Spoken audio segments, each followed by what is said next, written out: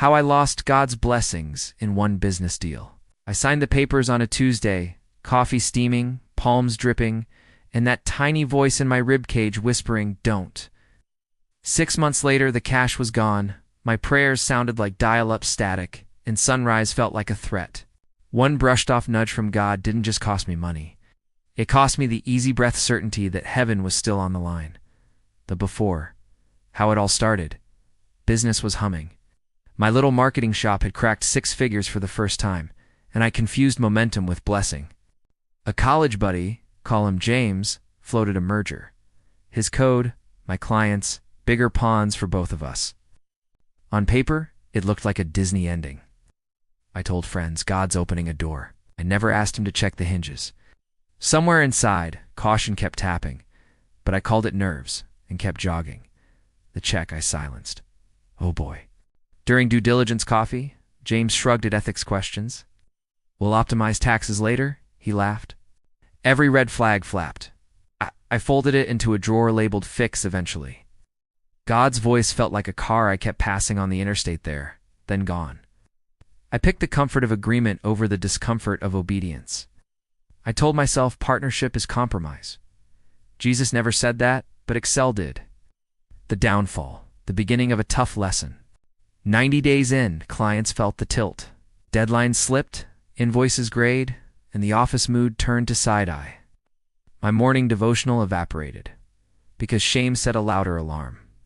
I still mouthed prayers, but they bounced. Peace got swapped for looping math. If we just land that whale, if we just trim that cost. One night I flipped open Proverbs 16. There's a way that looks right to a man, but it ends in death. I slammed the book, blamed fatigue, and chased another investor call. Month 6 we split, attorneys feasted, and I limped home with a negative balance and a soul that felt like an emptied apartment, bare, echoing, mortifying, hitting bottom. A painful oops moment. Rock bottom wasn't a crash, it was a slow leak. I stopped hearing God in worship. Sermons sounded like neighbors talking through drywall. Tried gratitude lists, journaling, fasting, sugar, yet inside, I felt the dullness the Bible calls a hardened heart. The scariest part wasn't failure. It was how fast I got used to the quiet. Surrender. Is redemption even possible? One December dawn, I quit fixing it. Sat on the carpet, rent overdue, and croaked, "I'm not asking for cash. I'm asking for hearing aids. Just let me hear you again. No lightning, just tears." But something snapped. The stubborn idea that hustle could outrun heaven. I told God, "If you pull me out, I'll treat your whisper above every profit line." That promise felt tiny and terrifying. Restoration. Moving on and getting up again. Restoration arrived in small bills. An old client texted, needed freelance help, enough to keep the lights on. Then a mentor invited me to co-host a podcast on faith and work. Zero pay, but scripture soaked back into my calendar. I started ending nights with 3 minutes of silence, learning to notice nudges again. Peace returned first as a drip, then as a river. 18 months later, revenue matched the pre-deal high, but numbers no longer ran my identity. The real win was unbroken conversation with God. No contract can quantify that. Before we continue, if you enjoy our content, please consider hitting that subscribe button. It's completely free for you, but it makes a huge impact on our channel. Thank you so much for your support. If that same quiet discomfort is poking you right now, hit pause before you explain it away. Type "I am listening" below, so we can pray for each other to obey the small whispers, before they turn into expensive screams. Lesson. Failing forward. Spirit rarely shouts, he nudges. Ignoring him doesn't cancel salvation, but it cancels blessing, peace, and direction.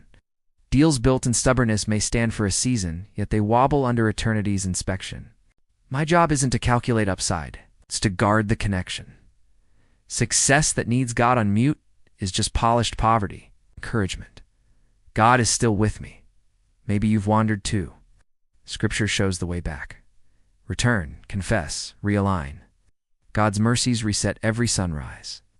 The desert you walked into can become the classroom where you finally learn to hear. Don't wait for perfect. Declare a small surrender now. Cancel the meeting. Send the honest email. Exit the shady deal. Your future self will thank you, and your lungs will remember how to breathe. Is it over? That single ignored nudge cost me cash, confidence, and months of spiritual radio silence. Yet it also bought an education no MBA offers. If I could slide that contract across the table again, I'd grab the pen, draw a bold X, and listen to the quiet before signing away the peace that passes understanding. Let my loss save you the tuition. God's whispers are assets. Treat them that way, and you'll never go broke saying yes to heaven.